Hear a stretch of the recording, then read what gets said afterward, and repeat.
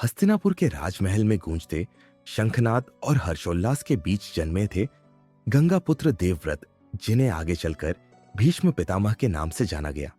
उनका जन्म ही एक दिव्य उद्देश्य के लिए हुआ था और उनका जीवन त्याग और बलिदान की अद्वितीय मिसाल बन गया।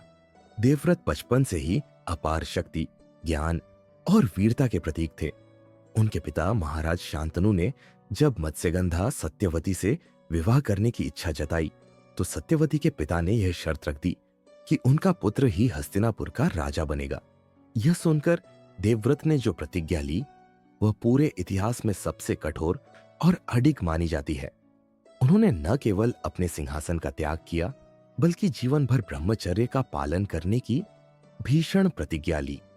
इस प्रतिज्ञा के प्रभाव से ही उन्हें भीष्म की उपाधि मिली। उनकी इस प्रतिज्ञा ने केवल उनके जीवन को ही नहीं, बल्कि पूरे महाभारत की कथा को भी एक नया मोड़ दिया। भीष्म पितामह ने हस्तिनापुर की सेवा को ही अपना धर्म मान लिया। उन्होंने निस्वार्थ भाव से कौरव और पांडवों का पालन पोषण किया, लेकिन नियति को कुछ और ही मंजूर था। जब महाभारत का युद्ध हुआ, तो उनकी निष्ठा और कर्तव्य के बीच संघर्ष खड़ा हो गया। वह जानते थे कि धर्म पांडवों के पक्ष में था, लेकिन अपनी प्रतिज्ञा और राजधर्म के कारण उन्हें कौरवों का साथ देना पड़ा। युद्ध के दौरान उनकी वीरता अद्वितीय थी। उन्होंने अकेले ही पांडवों की सेना को नष्ट करने का प्रण लिया था, लेकिन श्री कृष्ण की युक्तियों के आगे हर योद्धा को झुकना पड़ता था। कृष्ण जानते थे कि जब तक भीष्म पितामह रणभूमि में डटे रहेंगे, तब तक पांडवों की विजय असंभव होगी।